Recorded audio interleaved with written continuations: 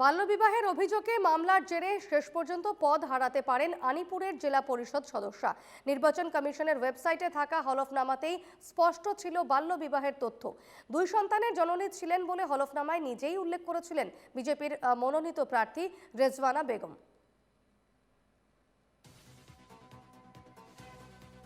সরাসরি কথা বলে নেব, প্রতিনিধি মিষ্টু দত্ত রয়েছেন আমার সঙ্গে এই মুহূর্তে।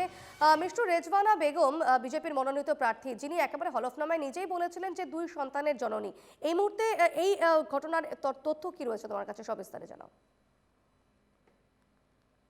দীপর্ণা, দেখো, এই মুহূর্তে আমরা বলতে পারি যে এক প্রকার পদ হারানোর ভয়ে থরথর কাঁপছেন আনিপুর জেলা পরিষদ আসনের যিনি বিজেপির বিজয়ী প্রার্থী রেজওয়ানা বেগম। সেই রেজওয়ানা বেগম, ওনার বিরুদ্ধে ভয়ঙ্কর অভিযোগ উত্থাপন হয়েছিল যে উনি যে হলফনামা আসলে নির্বাচন আয়োগকে দিয়েছিলেন, সেই হলফনামায় তিনি যে তথ্য দিয়েছিলেন সন্তানের তথ্য, এবং সেই সন্তানের তথ্য থেকেই সেটা প্রমাণ হয়ে যায় যে তিনি বাল্য বিবাহের সাথে জড়িত। অর্থাৎ যখন ওনার বয়স হয়নি, বিবাহের বয়স, তখন তিনি বিবাহ বন্ধনে আবদ্ধ হয়েছিলেন, এবং সেই বিষয়টা আসলে স্পষ্ট হয়েছে। এমনকি সেই বিষয়ে ইতিমধ্যে আদালতে মামলাধীন, এবং গতকালকে যখন প্রথম শুনানি হয়েছিল এই বিষয়ে, তখন কিন্তু আসলে এই বিষয়ে তারা, অর্থাৎ রেজওয়ানা বেগমের পক্ষ সময় চেয়েছিল। অর্থাৎ আদালত তাদেরকে উচিত ডকুমেন্টস, নথিপত্র দেখানোর নির্দেশ দিয়েছিল, এবং সে ব্যাপারে তারা সময় চেয়েছিল, যার দরুন বর্তমানে এই বিষয়টা আবারও একবার চর্চায় এসে গিয়েছে। মূলত এই সমগ্র বিষয়ে আসলে সামনে এনেছিলেন কংগ্রেসের এই একই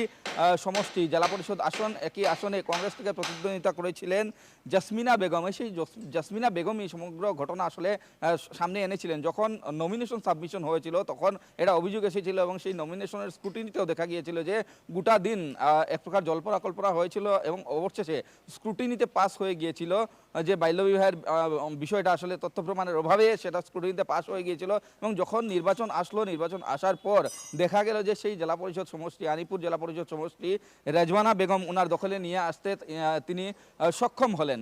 এবং যেহেতু এই সমগ্র বিষয়টা বিগত 30 জুন তারিখে আদালতের কাছে গিয়েছিল সমগ্র বিষয়, যিনি ছিলেন জাসমিনা বেগম, যিনি অভিযোগ করেছিলেন, এবং 30 জুন আনিপুর জেলা পরিষদ সদস্য রেজওয়ানা বেগমের বিরুদ্ধে আসলে বাল্যবিবাহের অভিযোগ এসেছিল, এবং সেই অভিযোগ মর্মে শ্রীভূমি জেলা দায়রা আদালতের দ্বারস্থ হয়েছিলেন সেই জাসমিনা বেগম। এবং সেখানে যে হলফনামা, মূলত নির্বাচন কমিশনের কাছে যে হলফনামা দিয়েছিলেন যিনি বিজয়ী প্রার্থী ছিলেন রেজওয়ানা বেগম, ইনি যে হলফনামা দিয়েছিলেন, সেই হলফনামা অনুযায়ী 1993 সনের 5 অক্টোবর আনিপুর আসলে জেলা পরিষদ সদস্যা, বর্তমানে নির্বাচিত যিনি রেজওয়ানা বেগমের জন্ম হয়েছিল। আমি আবার উল্লেখ করছি, 1993 সনের 5 অক্টোবর তারিখ উনার জন্ম, এবং উনি প্রথম যে সন্তান জন্ম উনি দিয়েছিলেন, তিনি সেই সন্তান জন্ম দিয়েছিলেন 2010 সালের 25 জুলাই। অর্থাৎ তিনি 17 বছর বয়সেই প্রথম সন্তানের মা হয়েছিলেন।